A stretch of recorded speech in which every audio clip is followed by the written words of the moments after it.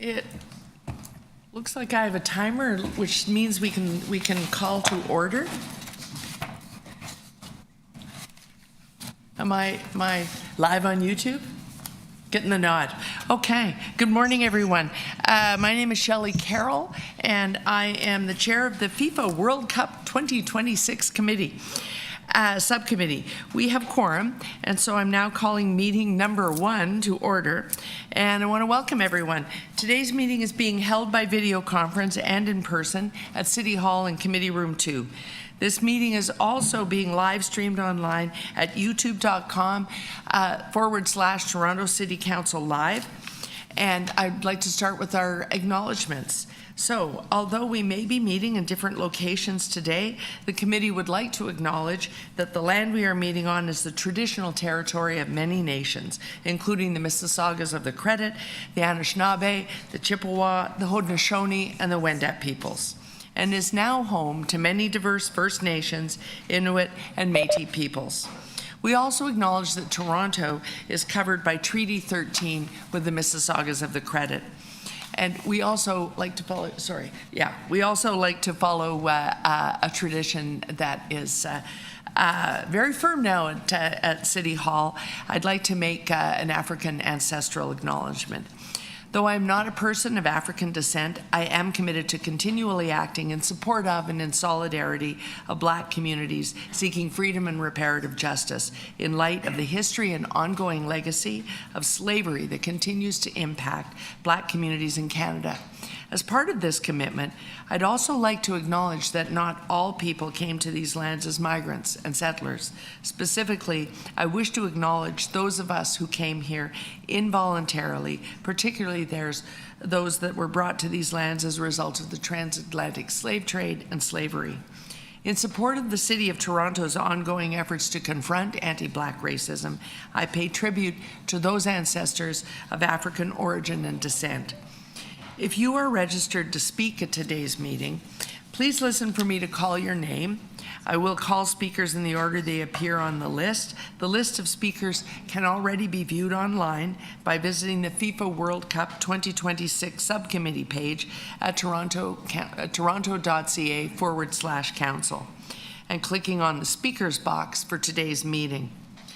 Members, the City Clerk has provided all agenda materials, although some of them are last minute, so take a look. All agenda materials.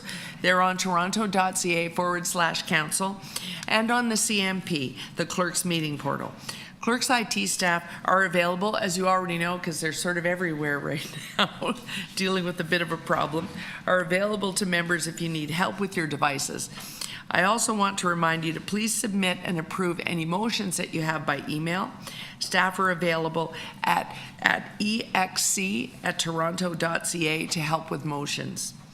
Are there any declarations of interest under the Municipal Code Conflict of Interest Act? Seeing none. Do we have virtual members today? We have Councillor Morley. Oh, okay. Okay. Don't see any cameras yet, but I'm assuming no conflicts. Okay. Seeing none.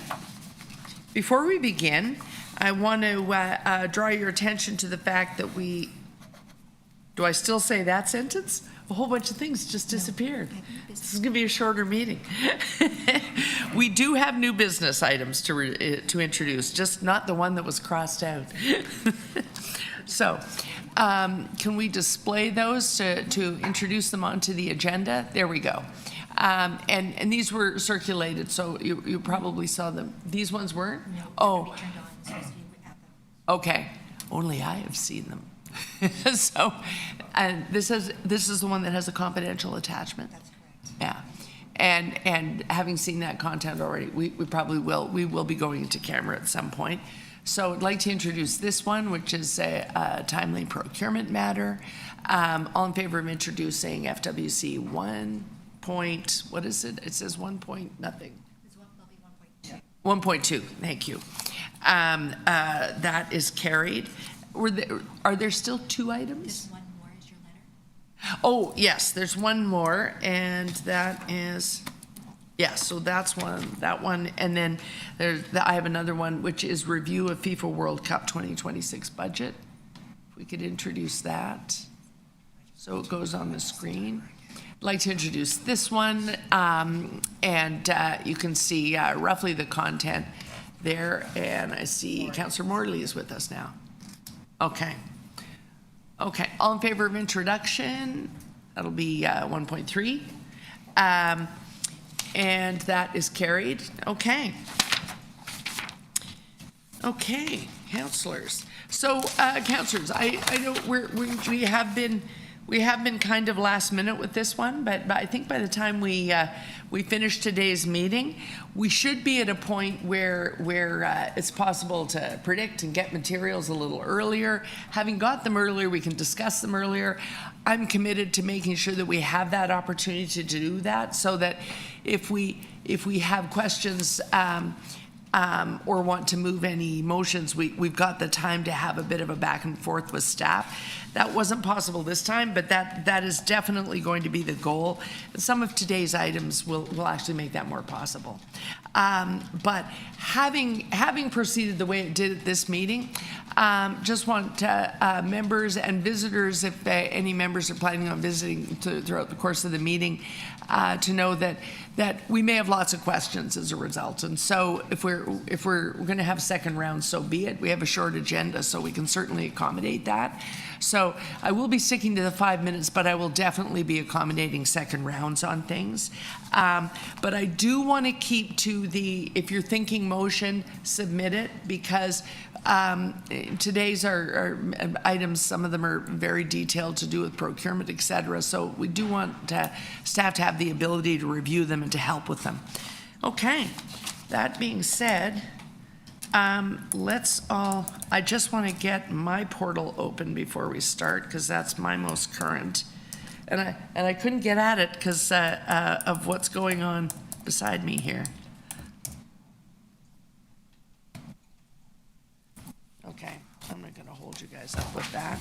I'm going to do this one instead.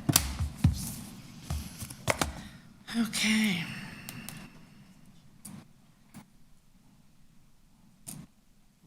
Just give me 1 second.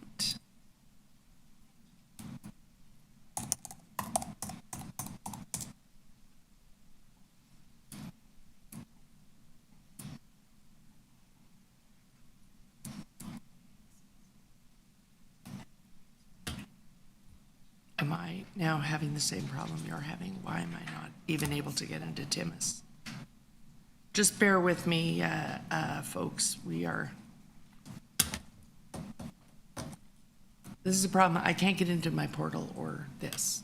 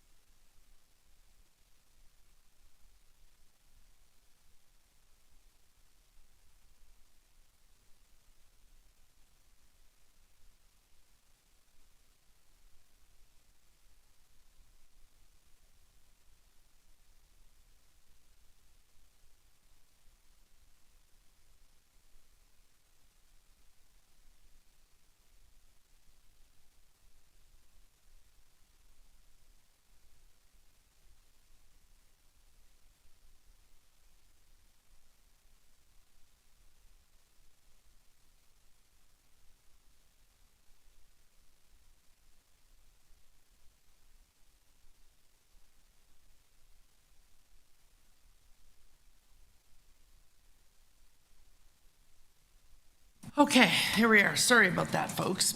Okay.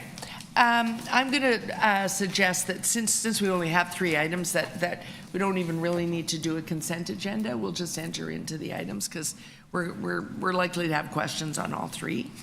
And the staff team that are here for each item have to stay for each item.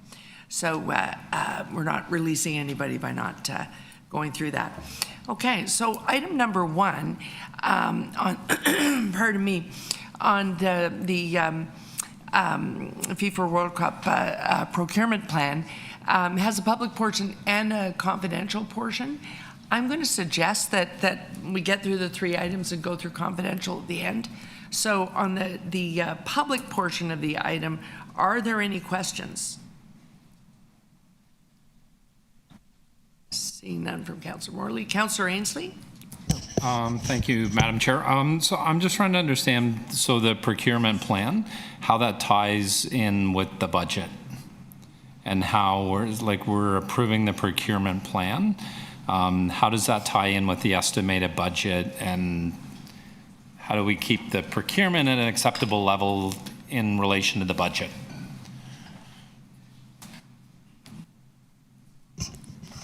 May I? Yes, Through go the ahead. Chair. So again, these numbers are part of what's been budgeted already in order to try to maintain some control and oversight. What we're presenting today is, again, the procurement plan with estimated values.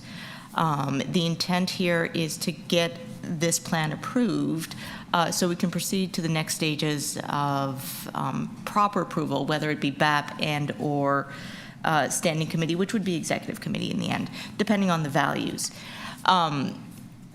But just we could proceed with the awards as is.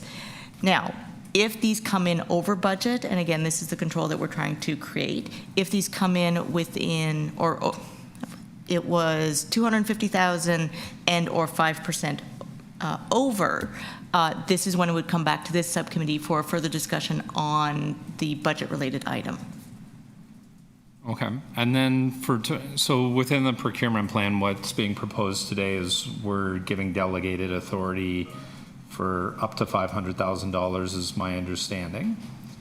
And so I'm trying to understand, Madam Chair, so if somebody internally decides to award a contract or approve a contract for $400,000, and then they come back and they say, the cost of cement went up, or steel or cable or whatever, so now we need $200,000. How are we safeguarding that it stays at the appropriate level, and that staff aren't approving one thing under delegated authority and then coming back and saying, oops, like whatever happened, we need $200,000 more? So again, we would still follow the same process for, again, the approvals. So again, BAP, Division Head Authority, if there is an amendment to the contract, that is where we would actually have to come back for a discussion on the additional funding required. Correct. Right. Yep, and then my last question I wanted to know is similar process for external bodies that are involved in FIFA, for example, the police. How does their spending get monitored or reported back? Does it come through us, or how does police, for example, their spending? Through the chair, we are working on an accountability process for the Toronto Police. Their budget has been approved, and so their expenditures will come through the Secretariat for us to review and approve the specific line items within their budget. Okay, all right, thank you. Thank you, Madam Chair. Sorry, there's no clock, so I'm not really sure how to. We're still working on it. Okay. Yeah, we're got 5 more still minutes. working on getting the clock. Yeah, you have 7 more minutes, 8 more. What do you want? No. Thank you. By my clock, I have 5 more minutes. my questions follow on yours, so Thank you.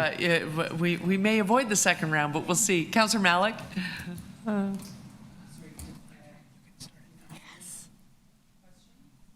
Unfortunately, the clock is now working, so you get a clock. Did Deputy Mayor Morley have questions first? Well, I'll go to her after you. Sorry, I didn't see your hand until after. Sorry, I saw thought you'd Councillor mentioned Malik. her before. Okay, thank you very much. And so I guess I'll just start with a question about the work that has been done so far to achieve ambitious social procurement goals for FIFA 2026 related to tenders, as per some of the direction that has informed what we see in front of us from the subcommittee. Through the chair, we have developed a community benefits plan, and that will be itemized as per the request of council in our report coming to executive on July 16th. So in that plan, we've itemized our intention of working. We have plans for workforce development, supply chain diversity, and training and workplace readiness. So our plan involves those three elements, and we've developed all social procurement into all of the RFPs and award requests that will be going out. So I guess I'm just looking to hear a little bit more about what has been done so far to be ambitious when it comes to social procurement as it relates to what's in front of us on this item. So what's been done so far is that there's only been a couple of awards that have been completed so far, and both of those include social procurement elements. In terms of being ambitious, what we're trying to strike is a bit of a balance between the social procurement policy that exists and the type of work that's involved in this event and in this project. Many of the contracts actually don't meet the standard of the social procurement policy, but we are going above and beyond that to ensure that we look at this FIFA event as a great opportunity to drive some of those social procurement goals and priorities. And so we are actually going above standard on the social procurement policy across the contracts that we'll be signing and the requests that we'll be making of vendors. And can you give us an example of what going above and beyond looks like? So right now, a lot of the social procurement policy has certain award limits and also the type of work. So let's take the capital project at the stadium. Typically, the social procurement policy of contracts over $5 million is about projects that are going on for multiple years, have large hiring requirements. Our project is very different than that. Our capital project will be happening in short, sort of 3 to 4 month spurts. There won't be as much requirement for hiring labor, but we are still building in social procurement requirements into those contracts, even though some of the work doesn't necessarily align completely with the social procurement policy. Okay, and you mentioned that not so many of the agreements have moved forward. Can you give us a proportion of what has and what you are anticipating by the end of the year? Yeah, so through the chair, there's been one contract, one main contract that's been awarded thus far. It was for the temporary seating with Arena Services. And so they have built in some social procurement elements within their contract. So we're working with them on that. Then you have the PCL item that's in front of us today is the next major contract that we're looking to sign and procure. And the rest of the elements will be happening over the course of the time leading up to the tournament, many in the next few months. And have we set targets for supply chain diversity from direct suppliers for FIFA 2026 in Toronto?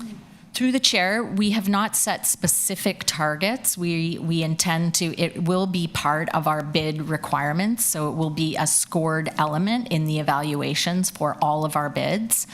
And then we will work with the vendor on setting targets based on, the type of work, the employees to be hired, the nature of the sector, et cetera. Okay, so the targets are intending to be set case by case? Case by case, for the most part. And no kind of minimums? We'll be following the minimums as per the social procurement policy, but then we will build in other elements as we work with each vendor and the type of work that they'll be doing. Okay, I do have other questions. We can do another round. Why don't we do a round? 'Cause I think there are lots of questions then, Eric. Why don't we finish a round and then we'll do a second. Councillor Morley, did you want to proceed? I'm good on questions, Madam Chair. Thank you. Oh, okay. So I have some questions myself that actually follow along both lines of questioning, actually. In terms of the plan itself, I think part of the reason you see a lot of social procurement questions, they're not in the plan as it's written here. Correct. But can we, in general, and also, the questions of what happens if the award is over budget and things like that, those are embedded in city policy. So where the plan that's before us is silent, should we assume that you're following city policy? So over certain amounts, you're not going to award without coming back, that sort of thing? That is correct. And there is an item in the report that we provided. We did itemize how we would manage estimates that do come in over budget. Yeah, there is a piece in there. Yeah, so that's explained how we plan to handle that. But of course, we are following city policy across the board. In terms of the community benefits plan, you will see a more detailed plan in the report that's coming to executive on the 16th. And unfortunately, just because of timing of when the mandate of this subcommittee was confirmed, and the timing of reports being due, we didn't get that report here to this committee, but in the future, our reports will come to this subcommittee first. So, but we won't have to wait for the next meeting of this committee. You're saying you may have that ready to attach by executive? That is correct. Okay. It is part of our staff report going to executive. Okay. Although there'll be a lot more eyes on it but that's on you.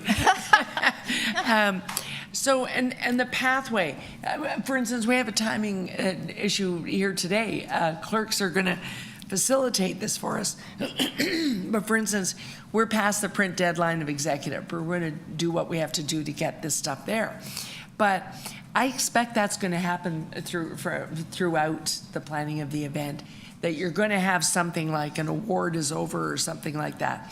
Should we assume that in all of the things that laid out in the methodology here, timing is such that wherever possible, it makes it to this committee, but if you need a timely award, it would go straight to executive as long as the city manager and the mayor are amenable to that? Is that how we'll proceed? So Chair, yes, the goal here is obviously not to let the process interrupt what we would need to do in order to get to where we need to be on the games. We, though, by laying out the framework, should be able to be fairly routine in coming here. But if there is something that has to happen or it'll throw off the timing of our delivery of the games, we would find an appropriate committee for it to be at. But you can expect that the vast majority, if not, we hope all of the things will now funnel through this subcommittee. Okay. And Councillor Ainsley was asking questions about the police portion, because that's already hit the media, but it's not detailed here. So I think you said the police budget is already approved. Have they sort of presented what at this time think they need holus bolus, and you've already approved it? Yes, Chair. We have a budget estimate from the police for the safety and security portion of the budget and their role in delivering those planning for and delivering those items. So we are working with them to, in fact, we just had a meeting yesterday about discussion around, accountability of that budget, how we're going to approve expenses, before they happen, and some discussions to the accountability portion of that. To align, and items for cost containment as well. Okay, and so I'm wondering, did that presentation, will we get that in the committee here at some point? Their budget, so perhaps through the chair, I think there's a report coming on based on a letter from you later on. So yes, there will be line of sight into how the budget for safety and security. I think it's probably better for us to use the terminology. It's the safety and security budget. It's being delivered by police in many ways, but not exclusively. There are pieces that are happening through Toronto Emergency Management and the like. No different than construction is being delivered by someone else, or certain elements are Maple Leaf Sports and Entertainment, but all of it is part of the FIFA budget. So that flows through Sharon and the Secretariat. It will flow through the City Manager's Office budget in terms of our own city process. And the safety and security, as best as we can, there may be elements within that budget that are not broken down for security measures. The police will inform us around that. But you will have line of sight into it. And I think your item 1.3 is helpful because we will also be doing that same line-by-line review on all the items, Right. including safety and security. So members, if you'll indulge me, I have a follow-on question to the city manager's answer that just makes sense to ask right now, even though I'm over the 5. The reason I ask that question, I'm glad to hear that answer, but the reason I ask it is because, well, the council member isn't here now, but it has already come up that, you know, an expenditure is going out there in the form of a lease agreement, and the questions were, why do you need that many square feet, and what the heck's going on here? So in terms of the safety and security budget, we're nervous because there appears to be inquiries being made and discussions into things like lease agreements when we haven't really set guidelines, and really we haven't even done the creative piece of, why do you need that in Scarborough, that in Etobicoke, that in North York? What do we think is going on there? We haven't actually determined what's going to be going on in those parts of the community, and yet we have inquiries going to lease space for safety and security. So we're hearing answers of things that are going to be coming here, but our angst is about right now.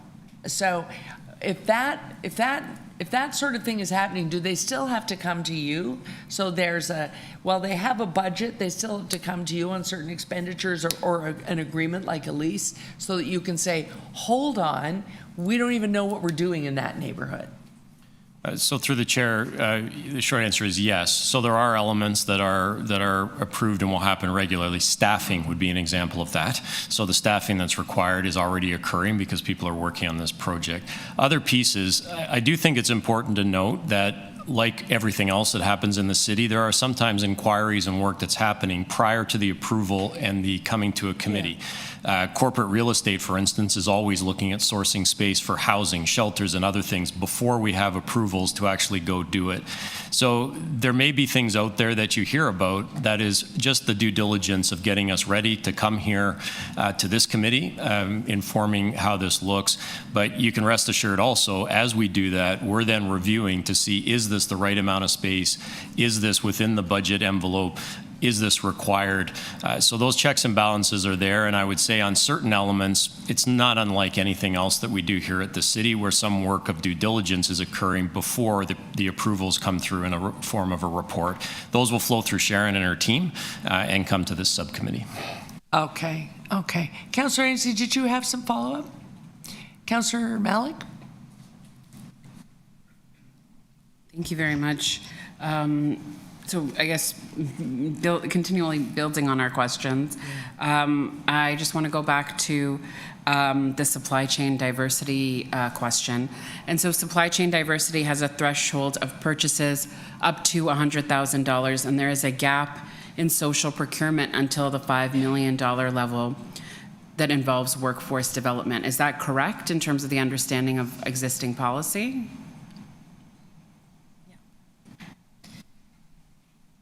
That is correct when you're speaking about workforce development specifically versus supply chain diversity in other terms, if you will. Okay, so can you just explain it to Yeah, of course. us? So again, workforce development is truly, we start analyzing contracts and potential contracts over $5 million just because of the specialty that it is, the effort that's required. So we look at projects regarding their capacity, their type, and the applicability. So again, it goes through a number of steps when we're analyzing this. We feel under $5 million, it's a bit too onerous to actually require that. Meanwhile, we do have supply chain diversity as part of our social procurement program, where we can ask for, again, their social procurement policies, how they do involve different areas of social procurement, so underrepresented groups, indigenous communities, and et cetera. So we do have that capacity as part of the under $5 million.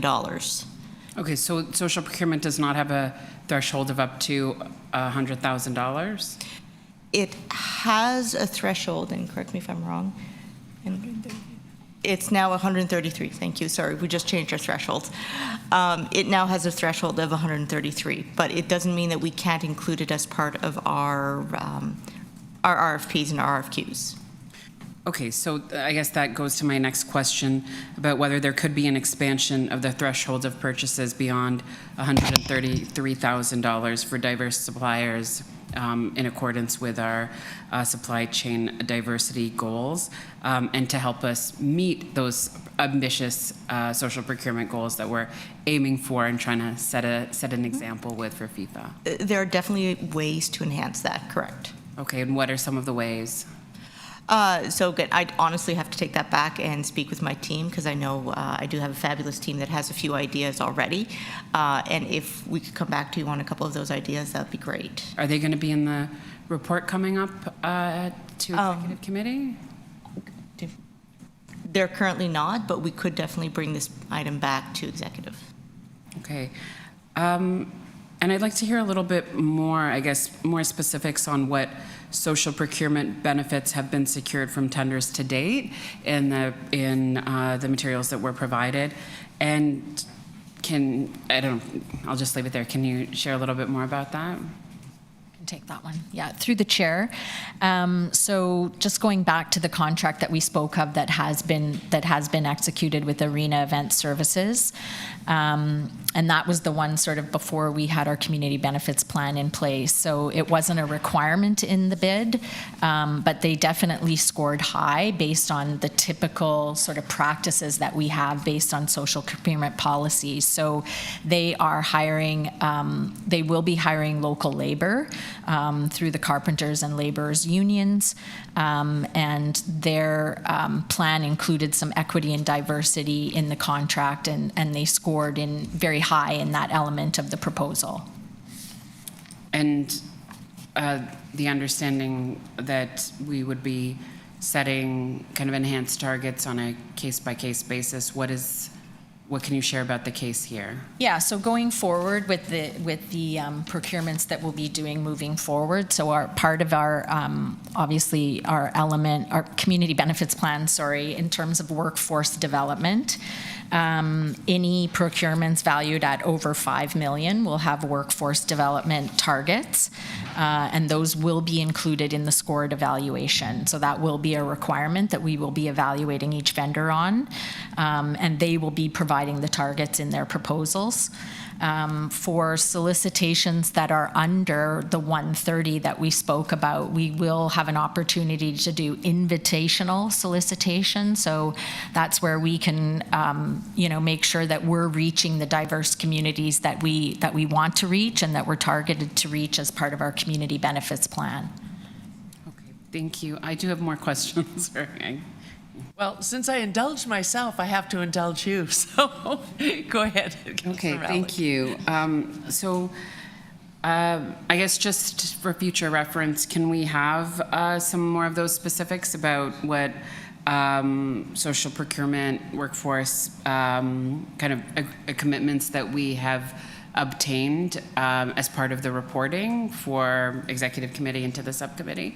Does that seem reasonable? Yes, through the chair, absolutely we can. And the plan that I'm speaking of is detailed in our report coming up that will be out next week. And, we can obviously work offline to make sure that we're including other elements that you're interested in seeing for this committee and going forward, of course. Yeah. And I know as part of the direction from council was about tracking and reporting on that, as well as giving us some of the tools for analyzing the effectiveness.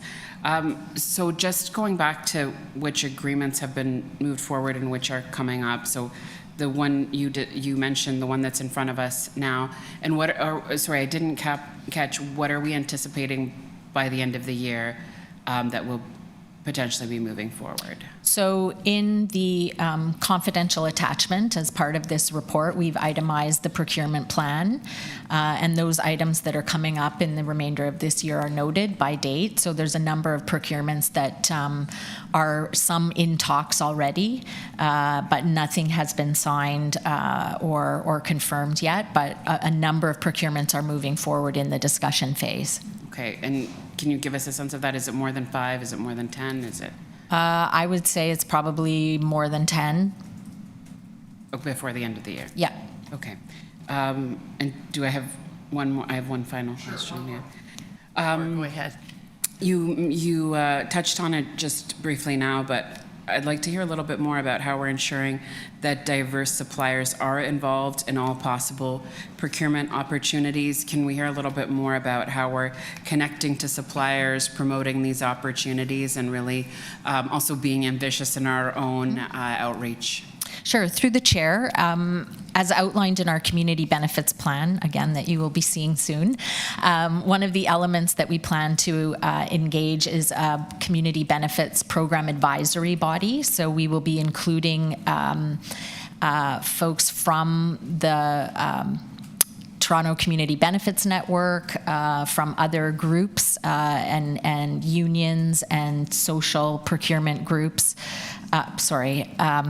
and employment services groups and others in the program advisory body. And so our intent is to get input and guidance from them on some of the direction that we can take to use that group and the existing community benefits advisory group that already exists within the city, that I think has over 40 partners as part of it, to help us not only guide our work, but to help us communicate and get the message out about opportunities that are available. So we'll definitely be tapping into their channels and their networks to help us get the word out about information and procurements and invitational solicitations that we plan to do, so that we'll be using that group and their channels and networks that already exist. Are there formalized tools to ensure that some of these, that to be able to reach diverse suppliers? Are there kind of best practices beyond just some of the advisory committee work that we're doing? Yes, through the chair, the community benefits unit here at the city has been very supportive in working with our team very closely on developing a strategy. That's part of the group around the community benefits advisory group that we've tapped into. They do have tools, they do have templates and resources that they use, and we're going to tailor that to sort of fit this sort of uniqueness of the FIFA event. But there certainly are tools and resources that that the city already uses that we will be using as part of the FIFA project.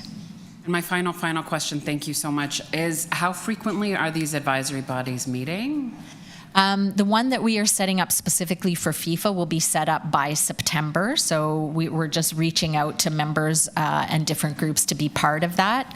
And then the frequency will be set sort of by that group. And I expect that they will meet more often sort of now at the onset as we're really diving into procurement, and then less frequently as we get a number of the procurements solidified and confirmed. So time is of the essence, and with a number of agreements before the end of the year. Correct. That advisory body's input sooner rather than later is encouraging to hear. Thank you. Okay. So councillors, Councillor Morley didn't have any questions. And Councillor Mantis has now joined us. So what I'm going to suggest, we have confidentials that I think there may be questions. Well, I know I have questions on both 1 and 2. So we can go to speakers now, but on the public part of the item. And I'm going to suggest that we do, if you want to speak to the public part of the item, because at the end, when we rise and report, people tend to be listening a little less because it's getting very close to the end of the meeting. So if people wanted to speak now to item number 1's public portions, then I'm going to suggest that we finish the agenda and do a confidential at the end for both of the confidential items 1 and 2. So then we'll just have a quick rise and report at the end. So are there speakers on item number 1? Nope. Councillor Malik? Yes. Yes.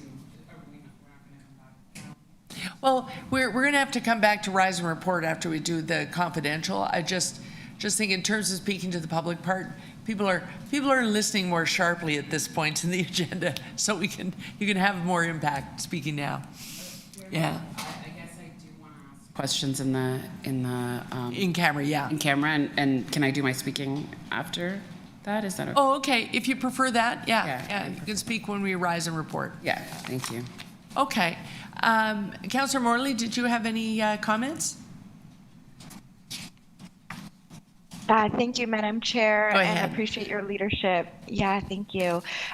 Just very briefly, I want to thank staff for the work already that's come together related to FIFA. This really is an exciting opportunity for our city, and for my purposes, a good listen, learn, and absorb opportunity as part of this committee to really understand all of the workings of bringing a world-class international event to the city. So I look forward to our ongoing work together, and I just wanted to share my thanks and gratitude to staff for all of the work so far. That is all. Thank you, Madam Chair. Okay, thank you. Councillor Mantis, did you have any comments on item number 1, the public portion? No, Madam Speaker. Okay. Good morning, sir. Okay. You know what? I'll take the invitation. I'll just speak now, Okay, go ahead. we're Go last. done with it. No one's holding their breath for I'm gonna say. Well, thank you so much. I do want to echo the appreciation from my colleagues on this item, and I've said this before, and I'll say it again, and I know that we share that in this work and across the city, that hosting the World Cup in 2026 is an incredibly exciting, once-in-a-lifetime opportunity, and it is also an incredible and enormous, once-in-a-lifetime responsibility for all of us. And I'm committed to working hard with city staff, with the Secretariat, organizing bodies, and local and citywide stakeholders to ensure our community benefits from this tournament are obtained, secured, and felt before, during, and far into the future after the Games. And along with investing in our community and city infrastructure, we must ensure that we are using every tool that we have when it comes to hosting these Games to ensure we're creating opportunities for local and equity-deserving residents, workers, businesses, and for neighborhoods that they call home. Over the past months, I've worked to have a comprehensive community benefit package at the forefront of planning for this extraordinary event, including ambitious social procurement targets. And as we've heard so far here today, staff have begun that work, and we are starting to see it integrated into our processes, which again is incredibly promising. And we know that time is of the essence. The procurement plans that we have before us is the right place to highlight and strengthen this work to implement the ambitious direction of City Council. The dollar threshold for supply chain diversity is potentially a constraint on our ability to include as much opportunity for diverse businesses for this incredible event, and we have to look seriously at addressing that. And I have been consistent in the need to set measurable, trackable targets, and that will continue to be work I know collectively we will push for. The city is making significant investment in hosting this World Cup and has the responsibility of also, inviting other levels of government to the table who have showed up with us in order to make this event as excellent as it can be. And we have the opportunity to do double duty, even triple duty with these dollars, hosting this event and leaving a long legacy for workers, diverse communities, businesses, and in our city's climate leadership. We are 2 years out, which is exciting and nerve-wracking. And as we see in this report, there are many contracts going out imminently within the next quarter before the end of the year, and we cannot miss any opportunities to be ambitious and to make sure we're meeting our goals as a city, our equity, our human rights, and our economic development, as well as the social impact of these games. I look forward to continuing to work with staff over the next few weeks and months to bring more heft, vigilance to the work that we're doing to advance these goals. Thank you so much. Okay, thank you, Councillor Malik. my comments, and we will be able to, I think we'll be able to vote on these ones because the only confidential recommendation here is the instructions about the confidential, but we'll still consider the info materials in camera. But I just want to make comments on the answers we have received so far. Have given me a lot more comfort than I had when I walked into this room.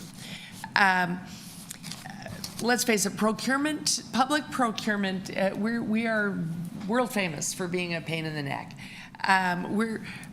Public procurement is a very careful thing, but we're even more careful, heaven knows, in the United States. And so, you know, that's going to be a fundamental difference between us and some other cities. There's no question about that.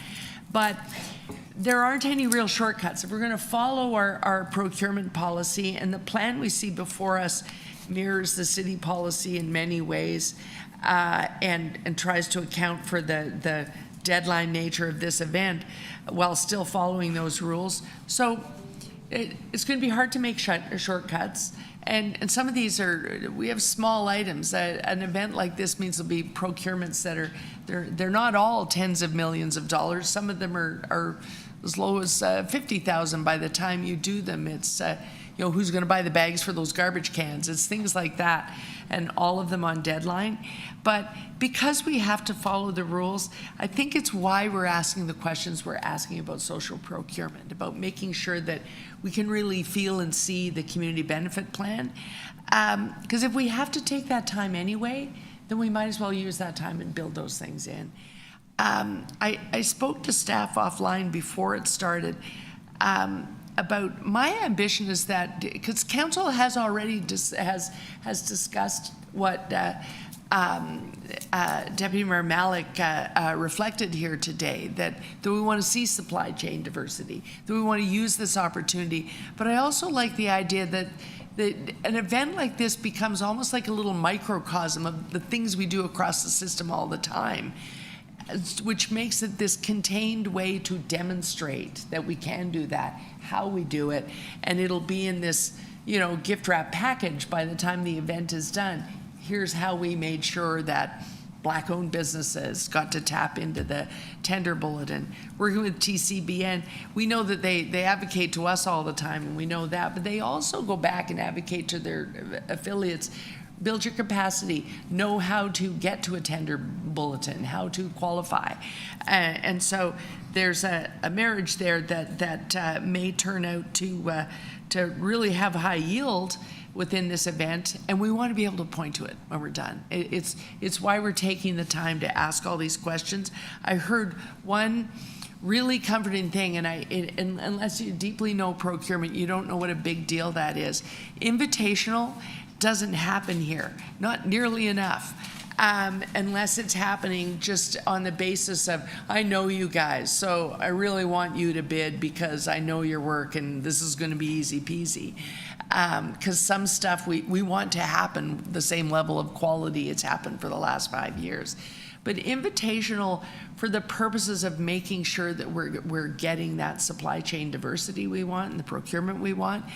That's a game changer for me to hear that today, that we're going to put that in where we can, while still, you know, being able to point to how we followed the rules with that. That is, I think, a real indication that what they've already heard from council, I think it was Councillor Malik and Councillor Bravo who were raising it in the council session. So there's already some reaction to what they know are the things on council's mind. So I am really happy with the answers we got this morning. Still want to see more details on the safety and security budget, because it seems to be moving along ahead of us really being able to outline the needs. But I hear that that's coming as well. So on that note, those are my comments. So we can adopt the public recommendations. Oh, you want to do it after anyway? Okay. Thank you. I have Catherine and what we're calling Display Queen. Lourdes has a new nickname. Okay, So we're going to stand that down till we consider the confidential, and I'm going to move to item number 2, which has both a public and a private portion. Are there any questions on the public portion of item number 2, which is one of the introduced items, the manager agreement with PCL Constructors? Any questions? Councillor Morley, Councillor Mantis, any questions? Not on the public portion. The portion I have a question about how the public portion relates to the confidential portion. So I suspect the answer will veer into the confidential. So we're going to, we'll stand that one down for the going into camera. I think we can, however, it's very much a general motion. Item number 3 is the correspondence that I added. So let's move to number 3 and adopt that before we go into camera. I'll just speak to the motion. Councillors, we've already heard from the city manager that this is very much going to happen anyway. I wanted to move a motion about this, about the idea of doing a line by line early on, and of course, this can follow on, so that we can have comfort on the things that happened before this committee was struck, and have a good sense of the go forward. But I wanted it to be in our minutes that it was something we asked for. But I think we should make note while we're in committee that what we're understanding now from staff's answers is that was very much a planned exercise. And so I think we should have no trouble in supporting it, because they already probably are thinking about how they're going to deliver this, and that we want to be a part of it. So that being said, I'm considering it read because it was introduced and people had time to have a peek at it. Are people prepared to take the vote now, or are there any other comments? Okay. Okay. All in favor? Item number 3. Opposed? That is carried unanimously. Thank you, councillors. Now we have an in-camera motion to be displayed.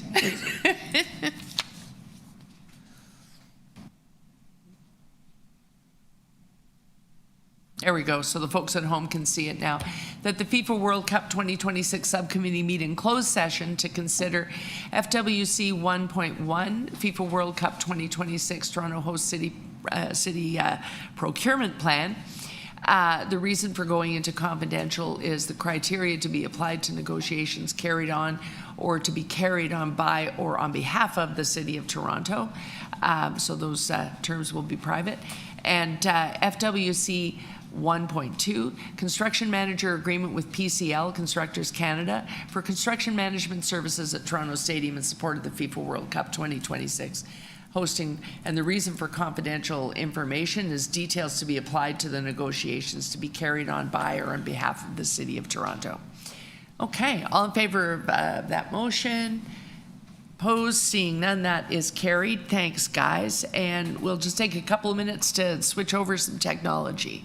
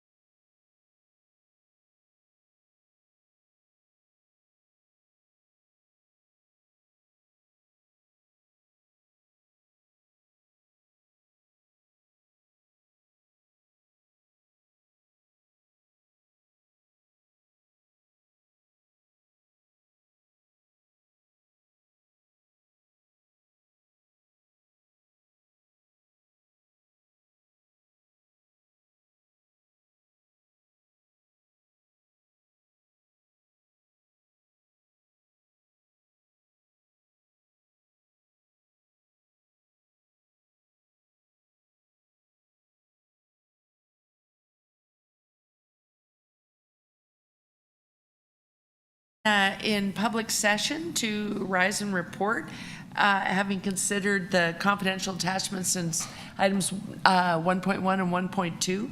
Are we ready to vote on 1.1, or are there any comments? Seeing none, perfect. Okay, all in favor, and we have no additional motion, so it's just all in favor of the recommendations in 1.1. Let's put moved by Councillor Ainsley. I think I've just been doing all of these. Let's get everybody on the minutes. Okay, opposed, that is carried. And item 1.2, seeing any comments? Seeing none, Deputy Mayor Malik moves the recommendations. All in favor? Opposed? That is carried unanimously. And we've already dealt with item number 3, so I'm looking for a motion to adjourn. Oh, but we love moving. It's our favorite motion. We wanted in the minutes that Councillor Morley moved a motion to adjourn. That covers everyone. There you go. Thanks, everyone. Have a good weekend, everyone. Thank you all. I know we had a lot of questions, but if it makes you feel any better, the list of questions is just going to get longer.